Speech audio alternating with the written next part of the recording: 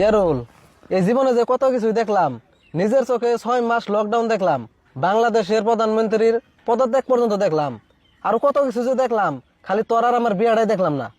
হাসা কথাই কইছ রে মঞ্জুর।